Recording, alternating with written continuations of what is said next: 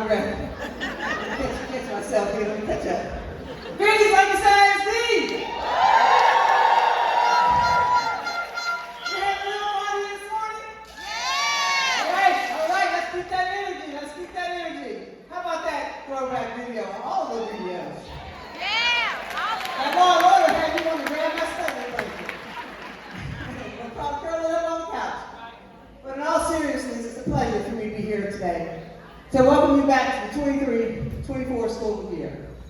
And so far, I hope you enjoyed taking a trip down memory lane. And on this Throwback Thursday Convocation event, it's a good thing to look back sometimes. Come a long way. From the big hair, baggy, I know, right?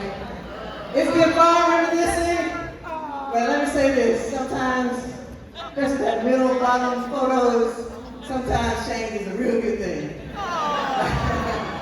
And speaking of, again, that's my throwbacks. Kim, I'm sorry, went all the way back to the 60s. I know, right?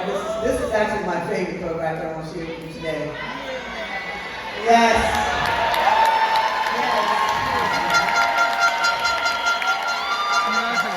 Today, my husband and I are celebrating our 32nd anniversary.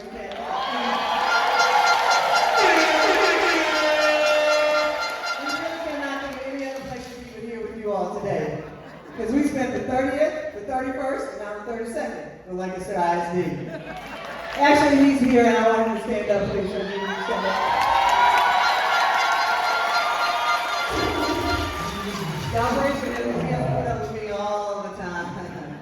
But God knew what he was doing when he put him on my path, right? Right, your love for me and me for you has been a blessing in my life. And I love you not only for what you are, but for what I am when I'm with you.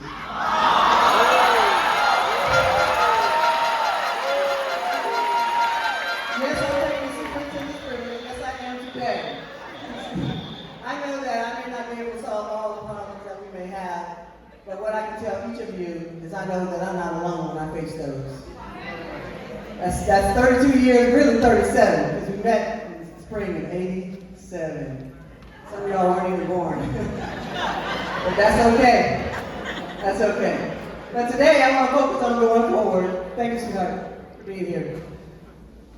Today I want to focus on going forward with the roar, of course, and by sharing a little insight about the importance of this year's theme: to inspire, to empower, and to roar. You see, education is that foundation upon which future society is built, and all other professions are not even possible without what you do every single day. See, I don't think y'all heard me. Yeah. No other profession is even possible without you. So it is crucial that we provide our students with the necessary tools and support to excel along their educational journey. But see, first and foremost, I'll tell you that as we take a look back in the past, we hope that you can remember what inspired you to be in this very auditorium today. What inspired you to be an educator? You see, we all take bits and pieces of others along that journey. But when the students are inspired, they're more likely to be engaged and motivated in the learning process. You see, inspiration, it always ignites a passion for knowledge, and it creates a desire to explore new ideas and concepts. You see, it pushes students to think critically, to ask questions, and to seek answers beyond the classroom. But what I know is this: as an inspired educator, on the other hand, what I know that you have is is the ability to spark that curiosity in our students, shaping their young minds for lifelong learners. And by fostering inspiration in your classroom, yes, in your classroom, we can create learning environments where creativity and innovation thrive, or actually, as we say in Lancaster, roar. No matter your students' economic status, their address, their neurological behavioral abilities, nor their native tongue, and so on, they can thrive. And in the face of ever-changing testing requirements and a disappointing lack of funding to our schools, or better yet, a lack of true investment in public education, and yes, you are seeing that right, out of 50 states, Texas ranks 48. That is a sad truth, and not a list you want to be on the bottom of. Now, we all know money doesn't solve all the problems, but it surely helps to make sure we have the resources we need to serve our students. And so I want to take a moment, too, to remind each of you, each and every one of you, of how truly remarkable and resilient I know that you are. Because you wouldn't be here today if that wasn't true. But as I know your dedication to educating our future generation that comes to us from a variety of home environments, that speaks volumes about the unwavering passion that I know burns within each and every one of you. And our data speaks to it. Because in the best Southwest, we lead with the retention percentage. We have the highest retention percentage in the best Southwest.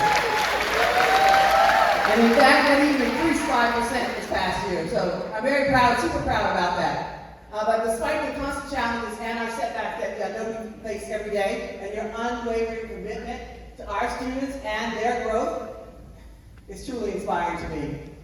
That's why you see me in the buildings a lot, because I need to see the work that you're doing to inspire me to do and serve on behalf of our kids. See, you all play that instrumental role in shaping the young minds and empowering our students to achieve their dreams. No matter the obstacles that are thrown your way, or the challenges that face, the left out, you empower them. Empower them, and empowerment is the key to unlocking the potential of our students and educators alike. Empowered students feel a sense of ownership over their education as they are given the autonomy to make decisions and take responsibilities for their learning.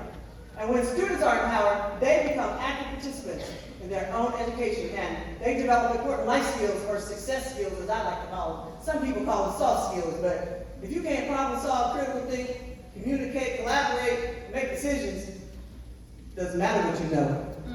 It does not matter at all. Because I know by empowering each student, you affirm that they belong. And to our district leaders and our board, I know I don't have to tell you that an empowered educator becomes confident in their abilities.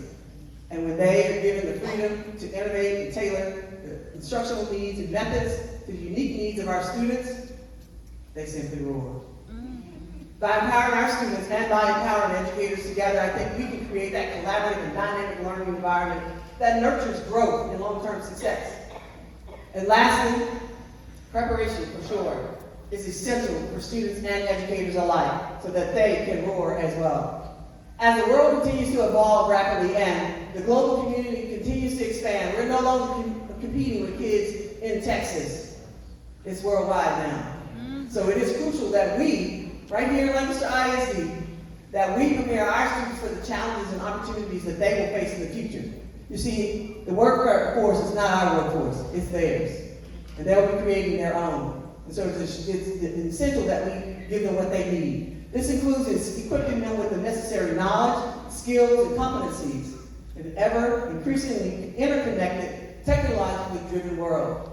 And additionally, as educators, we must embrace the ongoing professional learning opportunities and prioritize the necessary time. And leaders, we have to give our teachers that time as well, to ensure that they are equipped with the latest research and the best ways to facilitate learning, no matter the demographics of our students. Again, especially for those who feel unloved, unwanted, not enough, or not smart enough.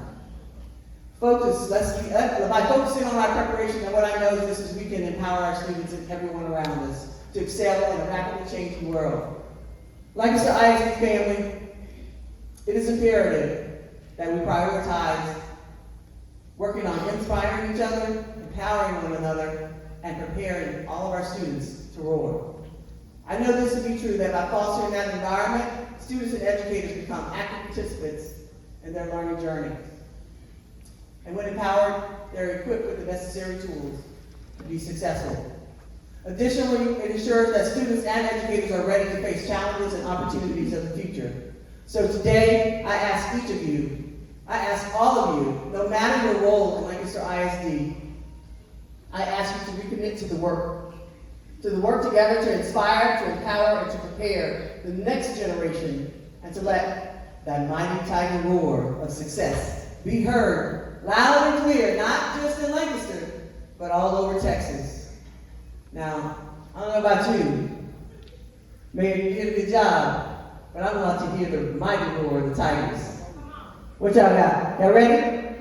Okay, on three. 1, 2, 3.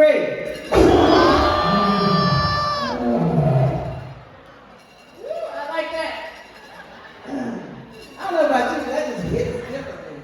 It hits differently from a room full of educators. It hits differently. Now, before I leave, I do want to give you a friendly reminder for those employees who are returning. If you remember, back to May, which was last week, right? We were back here.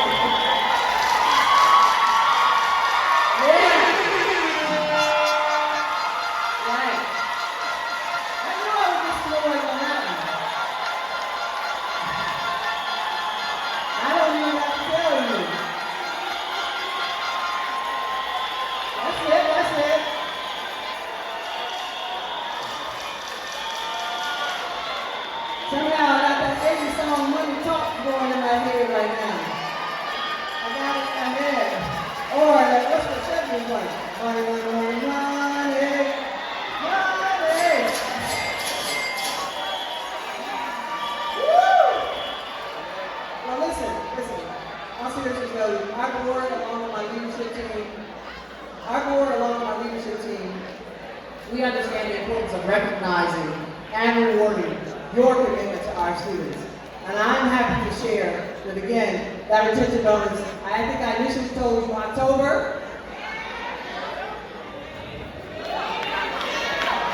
I'm going to tell you why I said October, because I didn't know what the vote was going to be, so I was going to keep bringing it back to this board until they approved it.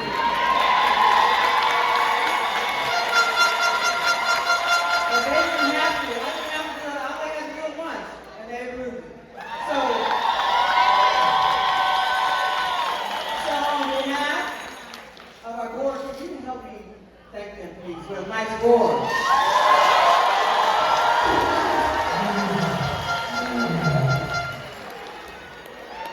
Right. That's really good. That's really good. To our newest employees, we hope you enjoyed being celebrated this morning during the draft and receiving your new employee box that's full of exclusive LISD swag for the year. And I know you'll need it on Wear It Wednesdays and Spirit Days on Fridays. And Miss Pickens, what else? Because y'all have it like every day. It really is. We are truly thrilled to have you all with us. And as the superintendent of this district, the proud superintendent of this district, I want to say to you that I am super proud that you decided to join our Tiger Pride. And before I bring this to close each year, I'd like to give a reminder to each of us to ensure that we know as educators the power that we hold. We have an awesome responsibility, but what I'll tell you is this. The poem by High Not gets me every single year. No matter your role, if you're a classroom teacher, bus driver, whatever it is that you do in Lancaster ISD, I want you to look at this because the kids are listening. They're watching, and they will lead someday. And so I ask you to read this along. Let's do a little choral reading together. Yes, I was an ELAR teacher at one point. So let's do this together. You ready? I am come to decisive element in the classroom. It is my personal approach that creates the climate and my daily mood that makes the weather. As a teacher, I possess a tremendous power to make a child's life miserable or joyous. I can be a tool of torture or an instrument of inspiration. I can humiliate or humor, hurt or heal. But in all situations, it is my response that decides whether escalated or de-escalated. A child, you Let that marinate, as we would say in the 80s, for a minute. Just let that marinate. Because you do have an impact.